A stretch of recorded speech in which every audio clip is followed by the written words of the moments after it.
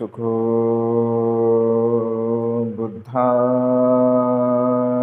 उपादो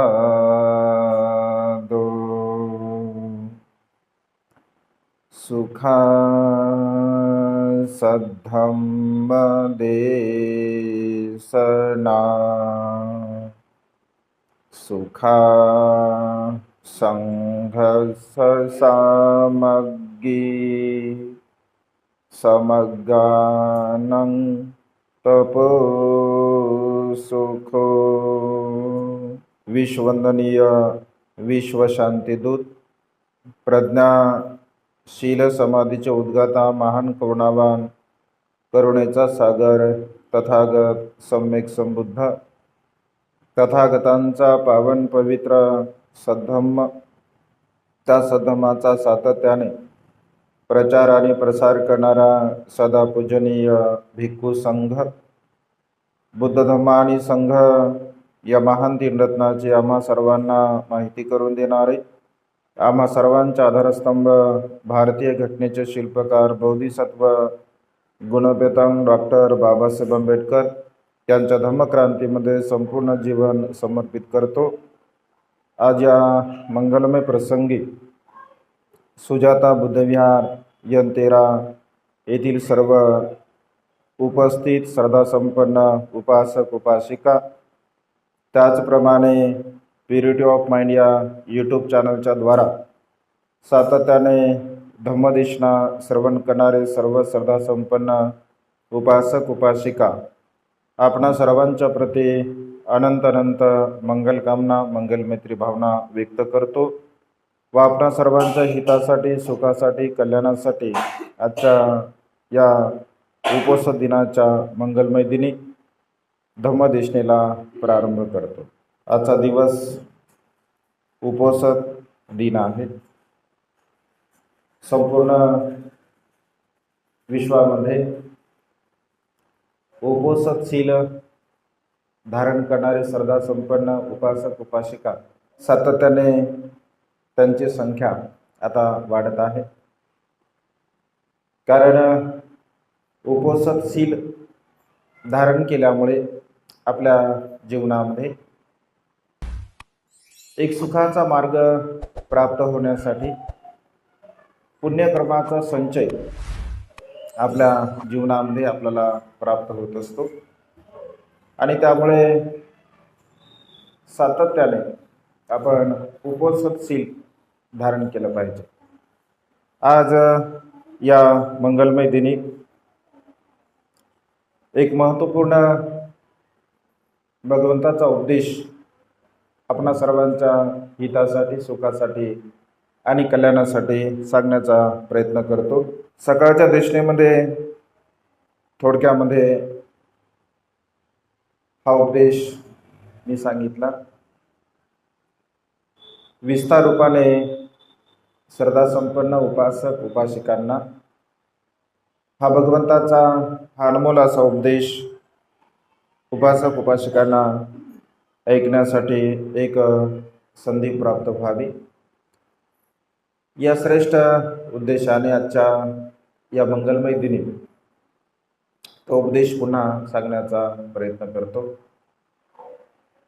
या संसारामध्ये अशा अनेक प्रकारच्या गोष्टी दुर्लभ आहेत असं भगवंताने म्हटलं आहे, परंतु 5 गोष्टी अशा प्रकारच्या दुर्लभ भगवंताने सांगितल्या आणि त्या दुर्लभ गोष्टी जर आपण समजून घेत असेल, त्या दुर्लभ गोष्टींचं महत्त्व जर आपण जाणत असेल, तर आपल्या जीवनामध्ये सुखाच्या मार्गाची म्हणजे किती आवश्यकता आहे किंवा सुखपूर्वक जीवन जगण्यासाठी बुद्ध तत्वज्ञानाची आपल्या जीवनामध्ये किती आवश्यकता आहे यावरून आपल्याला त्याचा तर्क किंवा यावरून ती गोष्ट किती महत्त्वपूर्ण आहे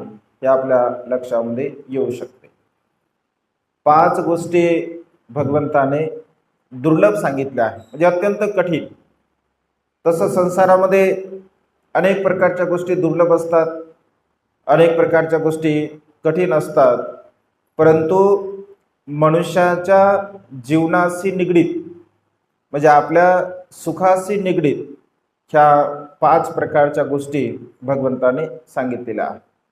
त्यापैकी पहिली आणि अत्यंत महत्त्वपूर्ण अशी गोष्ट आहे बुद्धं उपादो दुर्लभो लोकस्मी.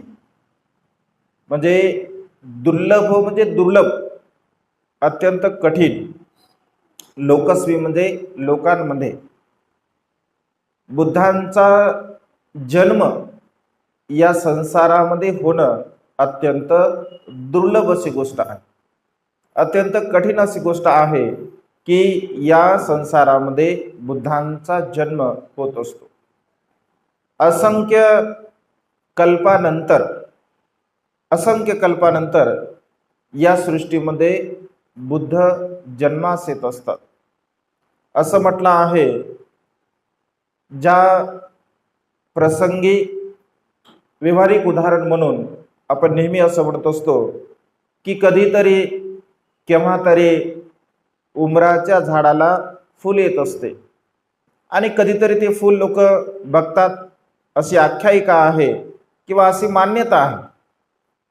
अनेक कल्पानंतर, अनेक वर्षानंतर ते फूल त्या उमराच्या झाडावरती कोणीतरी बघत असते असं म्हटलं आहे. अगदी तशाच प्रकारे या संसारामध्ये बुद्धांची उत्पत्ती होणे अत्यंत दुर्लभ अशी गोष्ट आहे. जर बुद्धांची उत्पत्ती होणे सहज आणि सोपी जर गोष्ट असते तर आतापर्यंत किती बुद्ध झाले असते?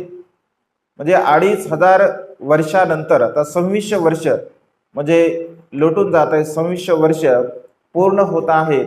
या 2600 वर्षामध्ये सुद्धा बुद्ध शासन आपल्याला पाहायला मिळतं. जर समजून घ्या बुद्ध लगेच जर उत्पन्न होणारे असते तर आतापर्यंत असंख्य बुद्ध या सृष्टीमध्ये निर्माण झाले असते. परंतु बुद्ध उत्पन्न होणे, बुद्धाची निर्मिती होणे ही अत्यंत दुर्लभ अशी गोष्ट आहे या संसारामध्ये. आणि त्यामुळे बुद्ध शासनामध्ये, ज्याही कोणत्या बुद्ध शासनामध्ये जे लोक जन्मास येत असतात ते महान आणि असीम असे पुण्यवान असतात. कारण बुद्ध शासनामध्ये जन्मास येणे हे सुद्धा आपलं अत्यंत कुशल कर्म आहे, पुण्यकर्म आहे. कारण या संसारामध्ये असे असंख्य लोक आपण बघतो आणि भगवंताच्या काळामध्ये सुद्धा असे असंख्य उपासक उपासिका होत्या की बुद्ध शासन असताना सुद्धा, बुद्धाचं शासन असताना सुद्धा बुद्धाला काही लोक शरण गेले नाही, बुद्धाच्या तत्वज्ञानाला काही लोकांनी समजून घेतलं नाही. आणि त्यामुळे मनुष्याच्या जीवनामध्ये हा जो अज्ञानाचा भाव असतो, अज्ञानपणामुळे ह्या सर्व काही गोष्टी घडत असतात. आणि जो मनुष्य अज्ञानाने परिपूर्ण भरलेला आहे, ज्या मनुष्यांच्या चित्तामध्ये अज्ञान आहे, तर तो मनुष्य त्या बुद्धत्वाचं जे महत्त्व आहे, त्या बुद्धत्वाचं जे महात्म्य आहे, तर तो मनुष्य समजू शकत नाही. हा त्याचा अज्ञानपण असतं. जसं मी नेहमी सांगतो की भगवंत जेव्हा ज्ञान प्राप्त झाल्यानंतर सारनाथकडे येत असतात, उपक नावाचा आजीवक भगवंताला भेटत असतो, भगवंतासोबत तो चर्चा सुद्धा करतो, वार्तालाप सुद्धा करतो, परंतु भगवंताचं महत्त्व तो जाणत नाही. आणि त्यामुळे त्याला भगवंत उपदेश करत नाहीत किंवा तो भगवंताला काही विचारत सुद्धा नाही. म्हणजे मनुष्याच्या जीवनामध्ये बुद्धांच्या उत्पत्तीचं महत्त्व जाणणारे लोक फार कमी आहे या संसारामध्ये. आणि जे लोक या बुद्धत्वाच्या म्हणजे बुद्धत्वाला जाणतात, बुद्धत्वाला समजून घेतात, बुद्ध जन्मने किती दुर्लभ आहे अशा प्रकारची भावना त्यांच्या चित्तामध्ये असते, तर ते लोक खऱ्या अर्थाने दुःख मुक्तीच्या मार्गाकडे वाटचाल करत असतात. कारण बुद्धत्व प्राप्त होणे, सिद्धार्थ गौतमाला सुद्धा बुद्धत्व काय सहज प्राप्त झालं का? सहज प्राप्त झालेलं नाही आहे. म्हणजे सिद्धार्थ गौतमाने हे बुद्धत्व प्राप्त करण्यासाठी सर्वस्वाचा त्याग केला, म्हणजे सर्वस्व बुद्धत्व प्राप्त करण्यासाठी आपल्या जीवनामध्ये सर्वस्वाचा त्याग आपल्याला करावा लागतो. त्याही पूर्वी त्याला बोधिसत्वांना सर्व प्रकारच्या पारमिता पूर्ण कराव्या लागतात. 10 प्रकारच्या मुख्य पारमिता आहे, 10 उपपारमिता आहे, 10 परमार्थ पारमिता आहे, 37 बोधिपाक्षीय धम्माचं अनुसरण करावं लागतं, आचरण करावं लागतं. तेव्हा एक बोधिसत्व बुद्धत्वाच्या अवस्थेला प्राप्त होऊ शकतो. बुद्धत्व प्राप्त करणे सहज साधी आणि सोपी गोष्ट नाही आहे. सिद्धार्थ गौतमाला 6 वर्षापर्यंत तपश्चर्या करावी लागली. 6 वर्षापर्यंत शरीराला देहदंड द्यावा लागला. 6 वर्ष वेगवेगळ्या प्रकारच्या मार्गाचं त्यांना अनुसरण करावं लागलं, आचरण करावं लागलं आणि तेव्हा कुठे त्यांना सम्यक संबोधीचा लाभ झालेला आहे, म्हणजे बुद्धत्वाचा त्यांना लाभ झाला. आणि त्यामुळे बुद्धत्व प्राप्त होणे ही अत्यंत कठीण गोष्ट आहे, सोपी गोष्ट बिलकुलच नाही आहे. कारण तशा प्रकारचा देहदंड, तशा प्रकारचे परिश्रम, तशा प्रकारचं व्रतवैकल्य सिद्धार्थ गौतमाने 6 वर्षापर्यंत म्हणजे केलेलं आहे. आणि त्यामुळे बुद्धत्व प्राप्त होणे, बुद्धांचा प्रादुर्भाव या संसारामध्ये होणे अत्यंत कठीण गोष्ट आहे असं म्हटलं आहे. एखादा मनुष्य जर एखादी गोष्ट करत असेल आणि त्या गोष्टीमध्ये जर त्याला अपयश येत असेल तर तो मनुष्य पूर्णतः खचून जात असतो. पूर्णतः त्याची जी शक्ती आहे पूर्णपणे त्याची नष्ट होत असते. परंतु बोधिसत्व 6 वर्षापर्यंत तपश्चर्या करून सुद्धा त्यांच्या मनामध्ये बुद्धत्वाच्या प्रती असणारा जो श्रद्धेचा भाव असतो, कारण जोपर्यंत श्रद्धेचा भाव म्हणजे बोधिसत्वाला सुद्धा बुद्धत्वाच्या अवस्थेला पोहोचण्यासाठी त्या बुद्धत्वाच्या प्रती श्रद्धा असणं अत्यंत गरजेचं आहे. बोधिसत्वाला जर बुद्धत्वाच्या प्रती जर श्रद्धा नसते तर बोधिसत्व असे म्हटले नसते की या संग्रामामध्ये जरी मला अपयश आलं, या संग्रामामध्ये जरी मी मृत्यूला प्राप्त झालो तरी सुद्धा जोपर्यंत बुद्धत्वाचा लाभ मला होत नाही तोपर्यंत या आसनावरून मी उठणार नाही. म्हणजे अशा प्रकारचा दृढ असा संकल्प असावा लागतो, दृढ असं अधिष्ठान असावं लागतं.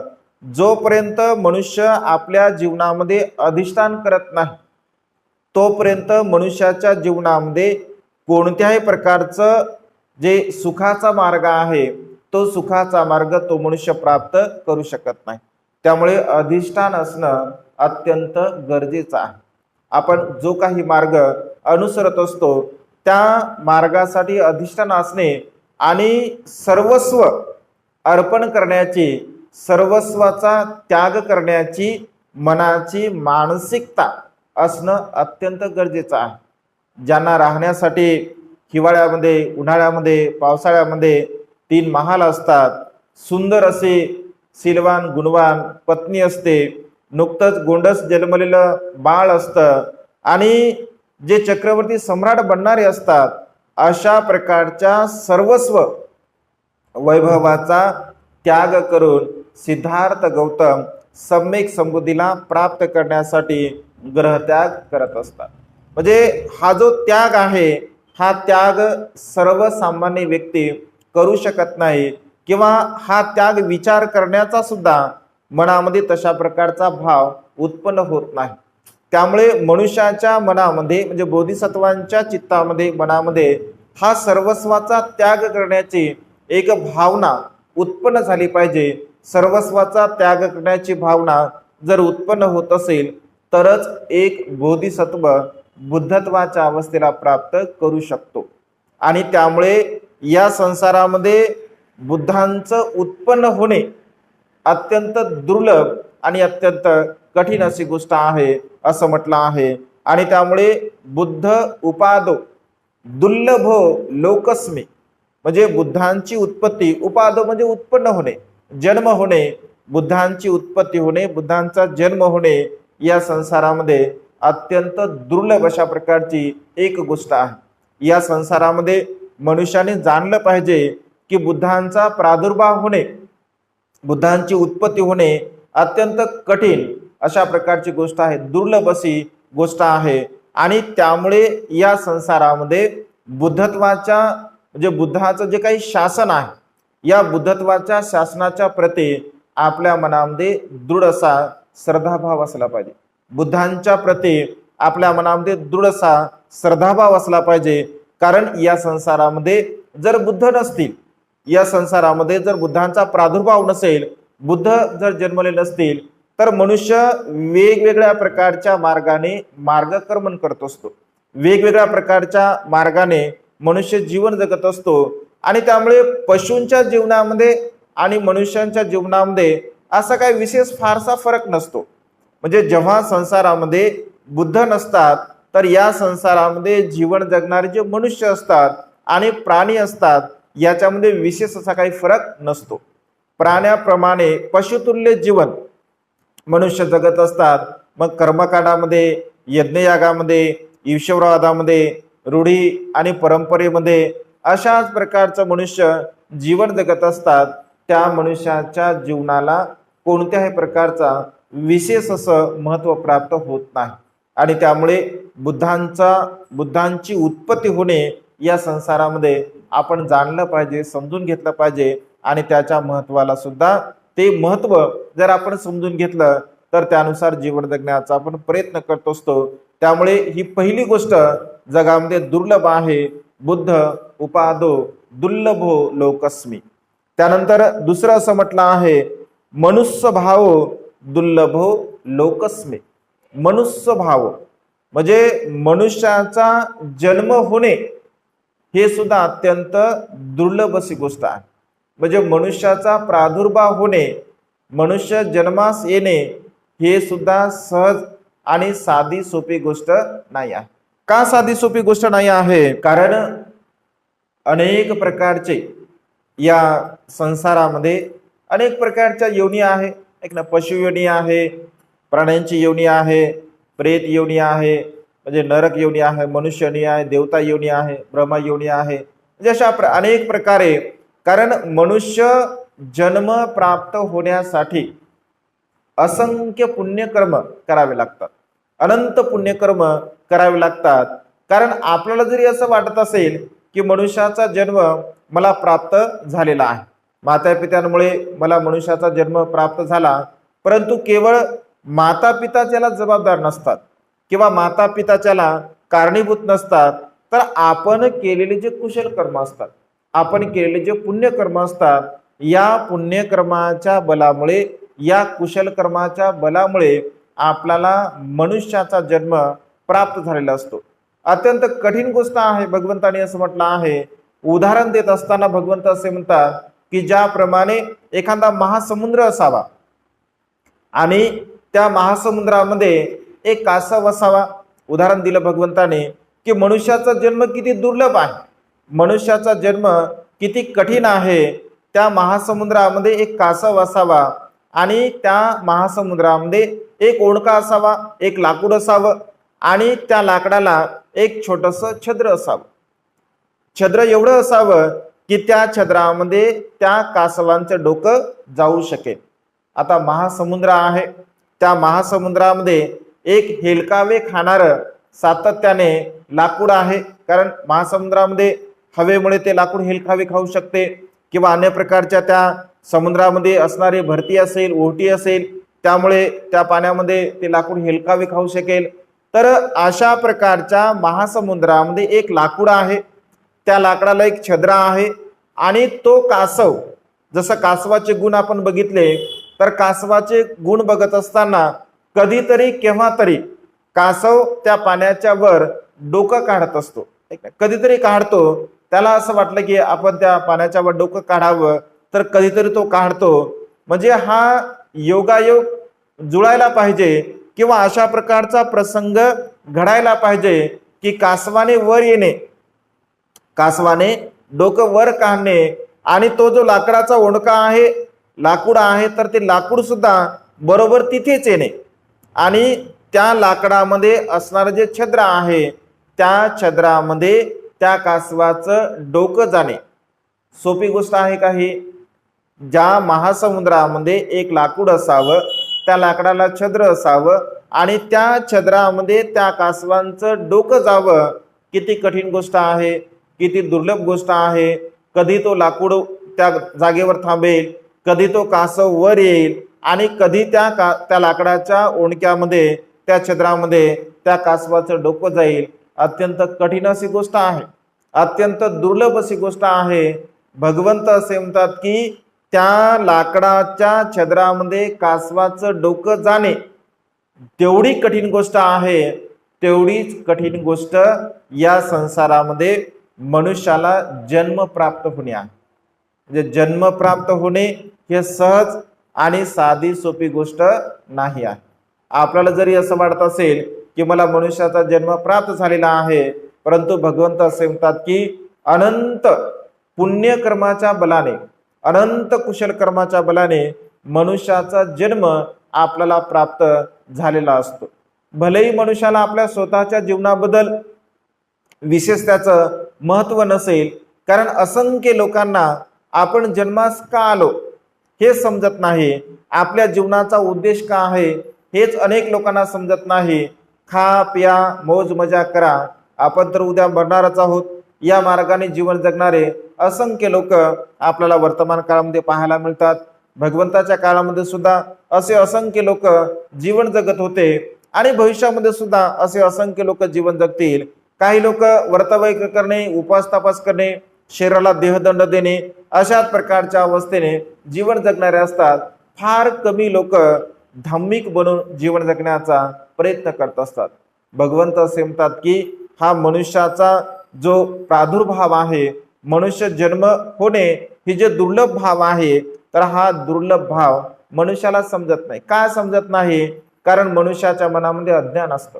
मनुष्याच्या मनामध्ये आपल्या जीवनाच्या प्रती जी सत्यता आहे ती सत्यता मनुष्य जाणत नाही, समजून घेत नाही आणि आपलं जीवन, मनुष्याचं जीवन मला प्राप्त झालेलं आहे, तर हे मनुष्याचं जीवन मी एका चांगल्या प्रकारच्या मार्गाने जीवन जगण्याचा प्रयत्न करू, अशा प्रकारे फार कमी लोकांची प्रज्ञा जागरूक होत असते. कारण अज्ञान असते मनामध्ये, राग असतो, द्वेष असतो, लोभ असतो, मोह असतो, मीपणा, अहमपणा, गर्व, ईर्ष्या असंख्य विकाराने मनुष्याचं मन भरलेलं असतं आणि त्यामुळे सत्य मार्गाने मार्गक्रमण करावं, सत्य मार्गाने आपलं जीवन आपण जगावं, अशा प्रकारे फार कमी लोकांना त्याची अनुभूती होते किंवा फार कमी लोक या मार्गाने जीवन जगण्याचा प्रयत्न करतात.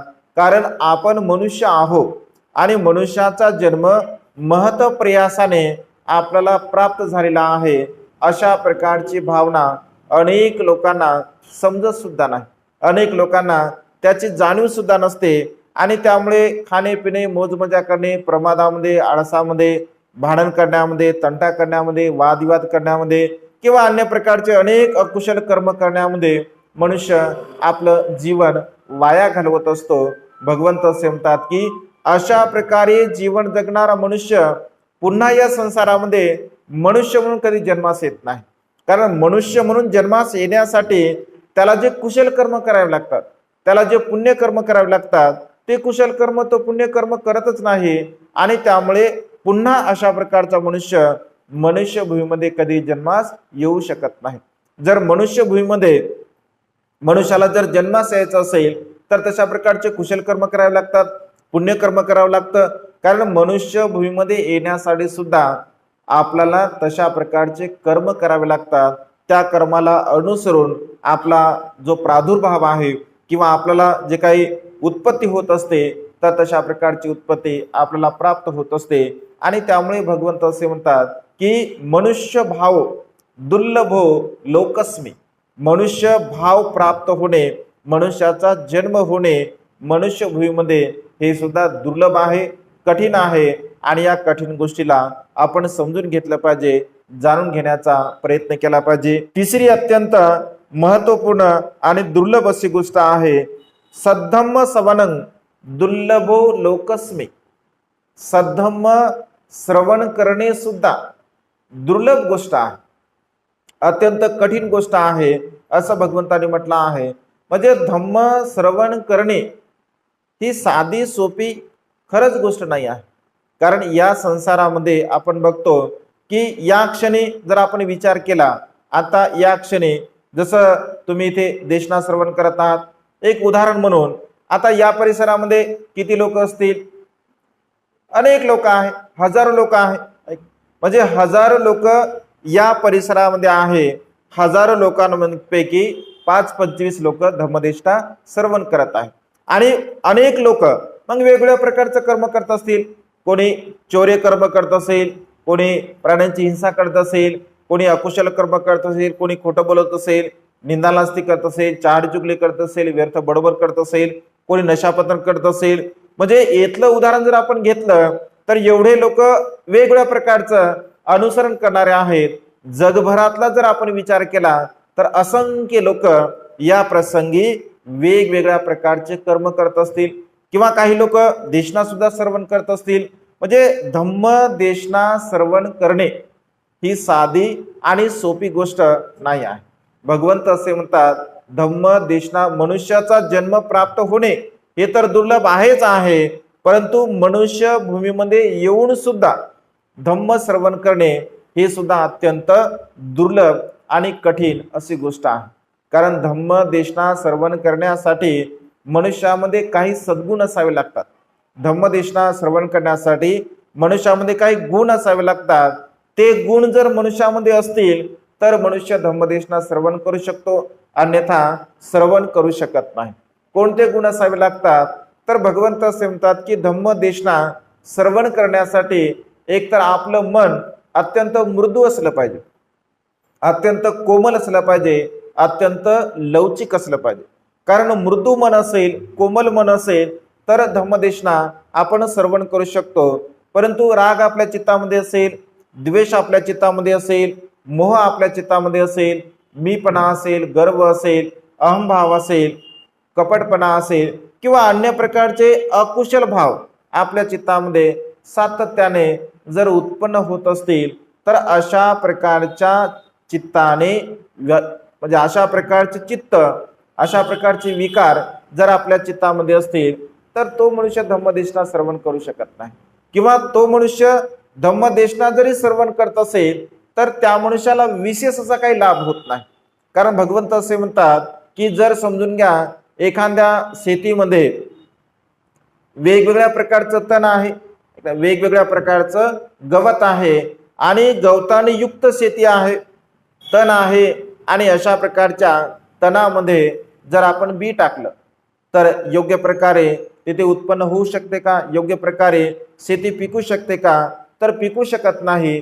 अगदी तशाच प्रकारे मनुष्याच्या चित्तामध्ये राग असेल, द्वेष असेल, लोभ असेल, मोह असेल, मीपणा असेल, गर्व असेल, आणि अशा प्रकारच्या चित्ताने विरहित असणारं जर आपलं मन असेल आणि या मनामध्ये जर आपण धम्म श्रवण केला असेल तर विशेष काही मनुष्याला लाभ होत नाही.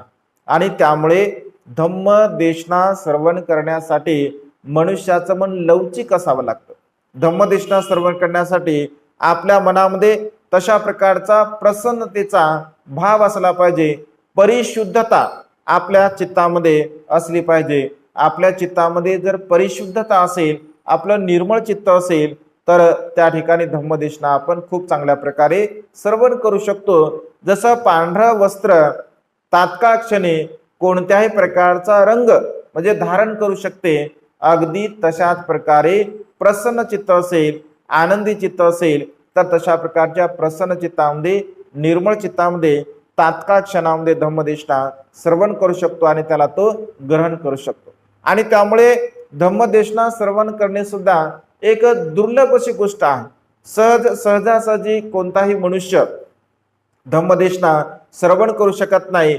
आणि धम्मदेशना केवळ श्रवण करूनच चालत नाही, तर धम्मदेशना श्रवण केल्यानंतर तो जो उपदेश आहे तो उपदेश आपल्या आचरणामध्ये किती महत्वपूर्ण आहे, त्या उपदेशाला आपण आपल्या आचरणामध्ये किती आणतो, आणि आचरणामध्ये आणल्यामुळे आपल्याला सुख किती प्राप्त होतं याचं सुद्धा चिंतन मनन होणं अत्यंत गरजेचं आहे.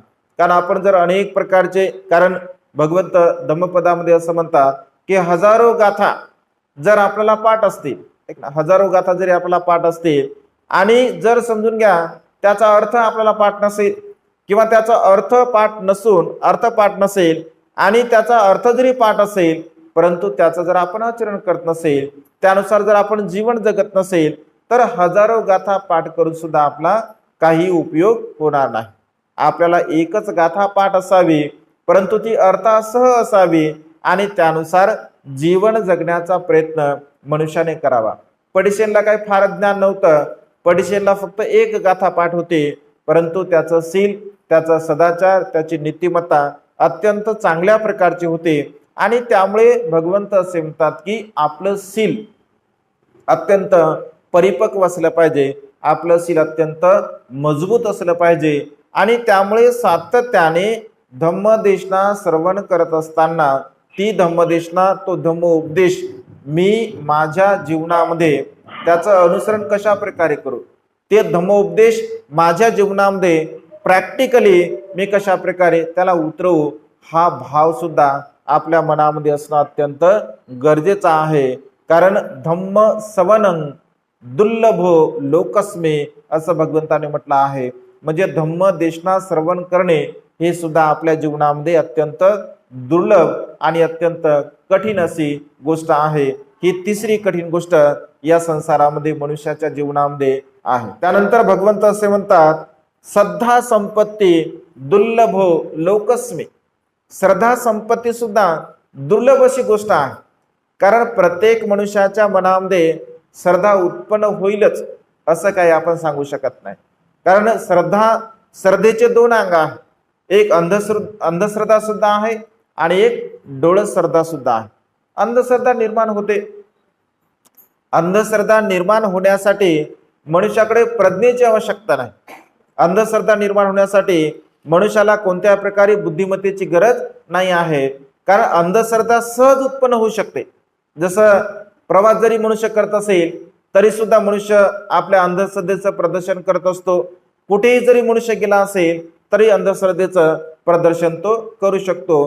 कारण अंधश्रद्धेला उत्पन्न करण्यासाठी या संसारामध्ये अनेक प्रकारे आपल्याला अंधश्रद्धेचे म्हणजे उत्पन्न होण्यासाठी साधनं आपल्याला पाहायला मिळतात.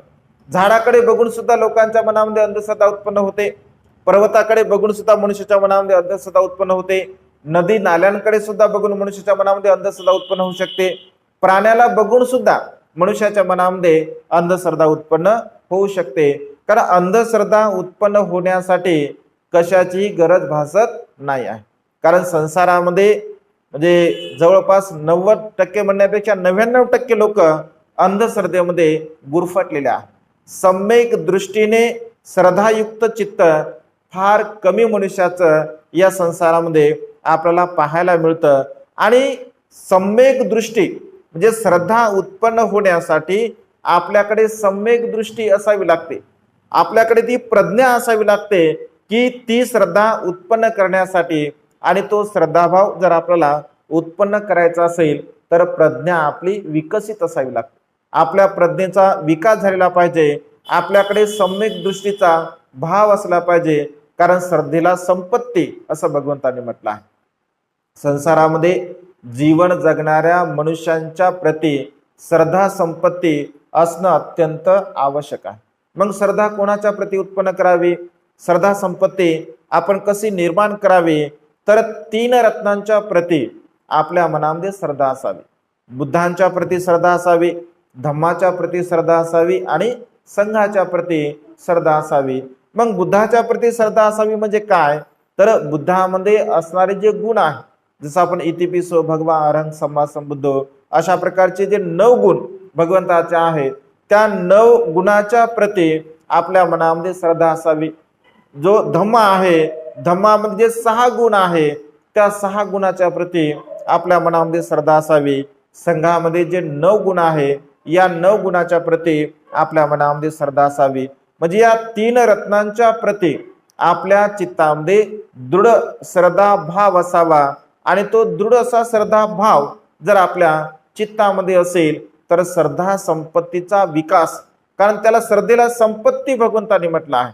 श्रद्धेला धन सुद्धा भगवंतांनी म्हटलं आहे. कारण श्रद्धा संपत्ती जर आपल्याकडे असेल, श्रद्धा धन असेल, तर श्रद्धेने सर्व काही गोष्टी आपण करू शकतो. श्रद्धा जर नसेल तर कोणत्याही प्रकारची कुशल कर्म, कोणत्याही प्रकारचं पुण्यकर्म आपण करू शकत नाही. श्रद्धा आहे म्हणून आपण विहारामध्ये येतो, श्रद्धा आहे म्हणून आपण दान पुण्य करतो, श्रद्धा आहे म्हणून आपण शील पालन करतो, श्रद्धा आहे म्हणून आपण प्रज्ञेचा अभ्यास करतो. जर श्रद्धा नसेल तर एक बोधिसत्व बुद्धत्वाच्या अवस्थेला सुद्धा प्राप्त करू शकत नाही. आणि त्यामुळे श्रद्धा जे काही करू शकते, अन्य कोणतंही कर्म ते करू शकत नाही. कारण श्रद्धा बोधिसत्वाला बुद्धत्वाच्या अवस्थेपर्यंत घेऊन जाण्यासाठी सहाय्यक ठरत असते. आणि त्यामुळे बोधिसत्वाचा अत्यंत महत्वपूर्ण गुण हा श्रद्धा संपत्ती आहे. आणि तीच श्रद्धा संपत्ती मनुष्याने सुद्धा आपल्या मनामध्ये निर्माण केली पाहिजे.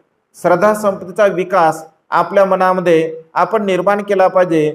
श्रद्धा संपत्तीचा विकास जर आपण करत असेल, श्रद्धा संपत्तीला आपण जोपासत असेल, सांभाळत असेल, तर खऱ्या अर्थाने बाकीचे जे काही धम्म आहे, बाकीचे सर्व प्रकारचे धम्म आपण खूप चांगल्या प्रकारे त्याचं अनुसरण करू शकतो, त्याचं आचरण करू शकतो. आणि त्यामुळे श्रद्धा संपत्ती दुर्लभ लोकस्मी असं भगवंतांनी म्हटलं आहे.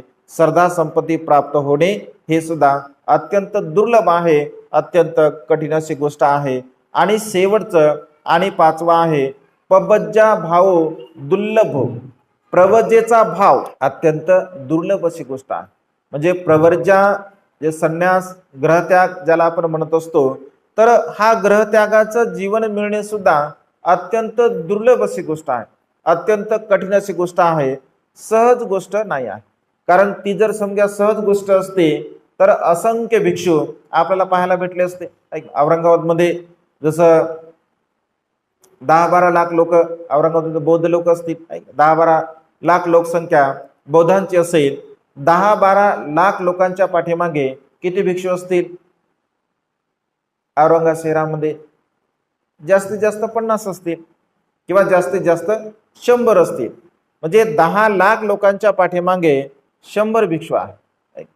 कारण प्रवज्जा हा भाव जर समजा कठीण नसता, प्रवज्जा जर दुर्लभ नसते, प्रवज्जा जर कठीण नसते, तर अनेक लोकांनी म्हणजे प्रवज्जा धारण केली असते.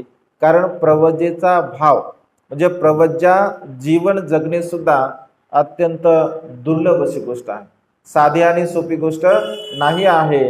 हा भाव सुद्धा मनुष्याच्या मनामध्ये उत्पन्न होणे, कारण ती त्यागाची भावना आहे. आणि त्याग सहजासहजी मनुष्य करत नाही. परिवाराचा त्याग करावा लागतो, घराचा त्याग करावा लागतो, आपतेष्टांचा त्याग करावा लागतो, आपल्या प्रदेशाचा त्याग करावा लागतो, आपल्या कुळाचा त्याग करावा लागतो. म्हणजे अनेक प्रकारचा त्याग जेव्हा मनुष्य करतो तर तेव्हा प्रवज्जेचा भाव मनुष्याच्या जीवनामध्ये निर्माण होत असतो. भले लोकांना असं वाटतं होतात भंतेजी, काय काय लोकांना कसं वाटतं बनतात भंतेजी, पण एवढी सोपी गोष्ट आहे का? एवढी सोपी गोष्ट तर बिलकुलच नाही आहे.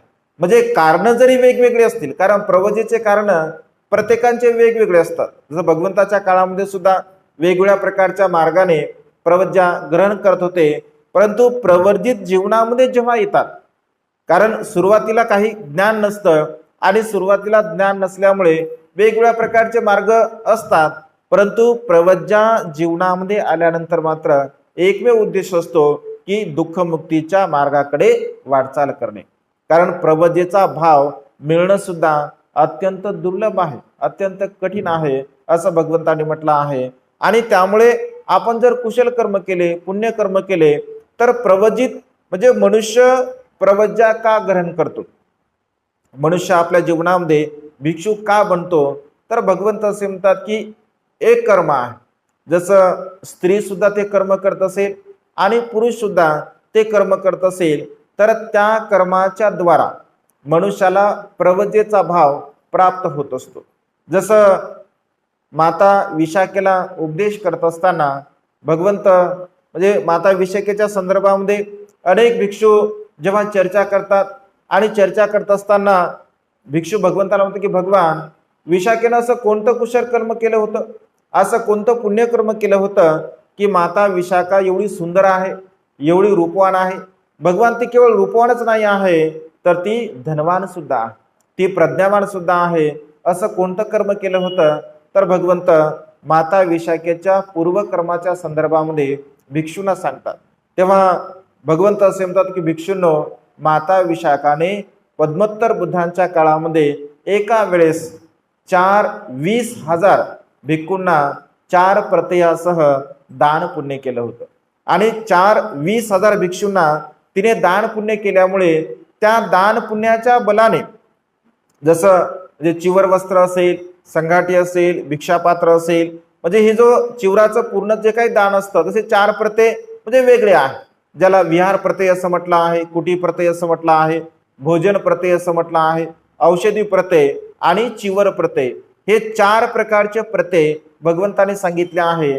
या 4 प्रत्ययाचं दान श्रद्धायुक्त चित्ताने जर एखादी उपासिका करत असेल तर तिला 2 गोष्टींचा लाभ होत असतो. तिला ज्या 2 गोष्टी प्रिय आहेत, म्हणजे स्त्रीला 2 गोष्टी अत्यंत प्रिय आहे. 4 प्रत्ययाचं दान कर्म करणारी स्त्री, तिला 2 प्रकारच्या गोष्टींचा लाभ होतो. तिला त्या अत्यंत प्रिय आहे. कोणत्या प्रिय असतात? 2 गोष्टी अत्यंत महत्वपूर्ण आहेत बघा. स्त्रीला प्रिय असणाऱ्या, एक तर सौंदर्य असावं, म्हणजे सुंदरता असावी, हा तिच्या मनातला हा भाव असतो. आणि दुसरी गोष्ट म्हणजे जी धनसंपदा ज्याला म्हटलं आहे, विशेष रूपाने दागदागिने असं म्हटलं आहे. तर दागदागिने आणि सौंदर्य ह्या 2 गोष्टी स्त्रियांना अत्यंत प्रिय असतात. भगवंत असे म्हणतात की या 4 प्रत्ययाचं जर श्रद्धायुक्त चित्ताने एखादी स्त्री जर दान करत असेल तर तिला ह्या 2 गोष्टी प्राप्त होत असतात, ज्या की माता विशाखेला प्राप्त झाल्या होत्या. माता विशाखा सुंदर सुद्धा होती आणि धनवान सुद्धा होती. तिच्या अंगावरती असणारा महालता प्रसादन हार त्या काळामध्ये 9 करोड रुपयाचा होता. म्हणजे गळ्यामध्ये टाकल्यानंतर पायाच्या बोटाला त्या हाराचा शेवटचा टोक लागत होता, एवढा विशाल हार माता विशाखेच्या अंगावरती होता. 2ही गोष्टींचा तिला लाभ झाला, कारण तिने तशा प्रकारचं कुशल कर्म केलं, पुण्यकर्म केलं. आणि एखादा पुरुष जर समजून घ्या या 4 प्रत्ययाचं दान कर्म करत असेल तर त्याच्या जीवनामध्ये कधी ना कधी तो काशाय वस्त्राचा अधिकारी बनत असतो, म्हणजे तो भिक्षू बनत असतो. कारण त्याचं ते कर्म आहे. कर्म एकच आहे, कर्म एकच आहे, परंतु दोघांचा जो भाव आहे, म्हणजे चित्ताची जी अवस्था आहे, एखादा भिक्षू म्हणजे एखादा उपासक जर अशा प्रकारचा दान पुण्य करत असेल तर ते दान पुण्य त्याला भिक्षू जीवनामध्ये येण्यासाठी सहाय्यक ठरत असतं, म्हणजे प्रवज्या जीवनाचा त्याला तो लाभ होत असतो. परंतु स्त्री जर ते कर्म करत असेल तर कारण तिचे तसे संकल्प असतात आणि तशा प्रकारचे संकल्प असल्यामुळे तिला तो भाव प्राप्त होत असतो किंवा त्या गोष्टी तिला प्राप्त होत असतात. आणि त्यामुळे प्रवज्या जीवनाचा हा जो भाव आहे हा अत्यंत दुर्लभ आहे, अत्यंत कठीण आहे. का कठीण आहे? कारण पुरुष फार कमी अशा प्रकारचं जे कर्म आहे, तर अशा प्रकारचं कर्म पुरुष फार कमी करतात. म्हणजे पुरुषांच्या मनामध्ये जो धार्मिकता असते किंवा जो लवचिक भाव असतो किंवा श्रद्धायुक्त चित्ताची जी मानसिकता असते तर ती फार कमी असते. कमी म्हणजे उदाहरण बघा ना, आता इथे एक पुरुष आहे आणि बाजूला 25 महिला बसलेल्या आहेत, म्हणजे याच्यावरून तुम्ही क्वांटिटी करू शकता.